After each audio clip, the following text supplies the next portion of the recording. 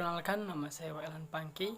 Di sini saya akan menceritakan kembali materi-materi yang diberikan oleh Encik Koni dalam mata kuliah Ilmu Negara.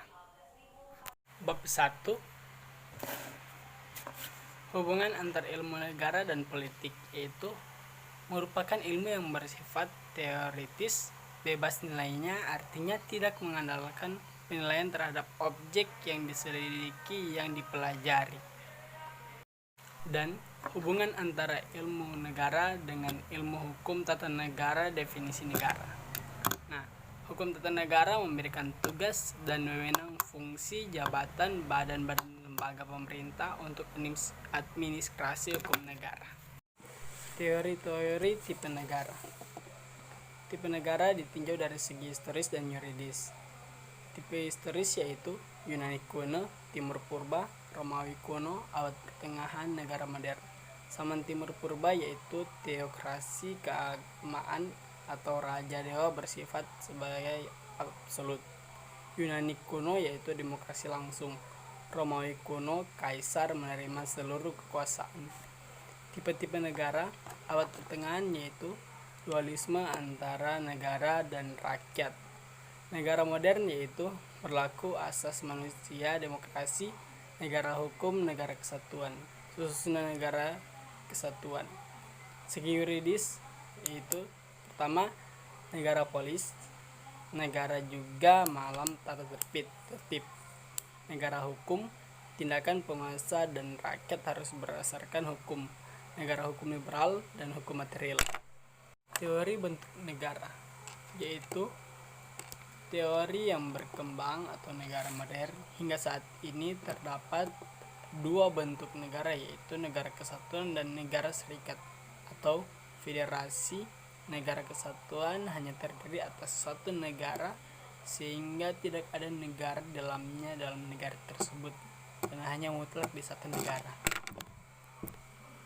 Bab 5, teori bentuk negara, yaitu secara logika di dalam negara, unsur-unsur, elemen-elemen suatu negara dalam pemerintahan. Perbedaan karena ada perbedaan, tapi negara itu ada pemerintahan. Negara yaitu organisasi dan pemerintah itu masyarakatnya. Pemerintah ini merupakan pengurus dalam negara. Menurut Plato, seorang filsuf, paling pertama tentang bentuk pemerintahan yaitu bentuk pemerintahan dipimpin oleh raja dan memerintah tahta dari pemerintah raja, dan semua cara dibenarkan untuk diambil. Bentuk pemerintahan raja itu disebut tirani dan bentuk menghalalkan segala cara dalam kerajaan tersebut. Bab 6, teori kedaulatan. Pemerintah sebagai penguasa secara perspektif yuridis, hukum itu secara berdaulat. Kawasan dalam konteks yuridis dalam kedaulatan, konsep Jean Bodin, French, tentang kedaulatan 1530-1596, wewenang tertinggi yang tidak dapat dibatasi oleh hukum. Wewenang tersebut ada pada penguasa yang menguasai seluruh warga negara dan orang-orang lain dalam wilayahnya. Summa potestas. Karakter kedaulatan 1. Asli, antonim artifikal atau fake, contoh secara jelas, kelihatan benar tapi palsu. 2. Tertinggi.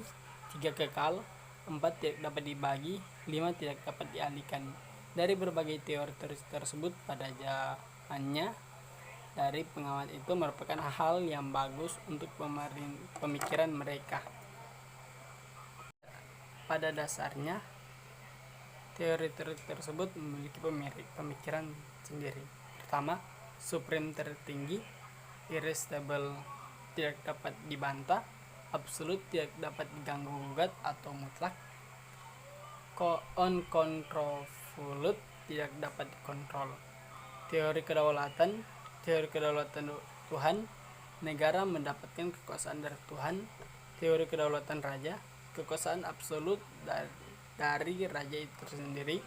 Teori kedaulatan rakyat, hidup bermasyarakat dengan HAM serta hukum setempat. Teori kedaulatan negara, pemerintah yang bertugas untuk negaranya. teori kedaulatan hukum menjadi kekuasaan tertinggi di dalam negara.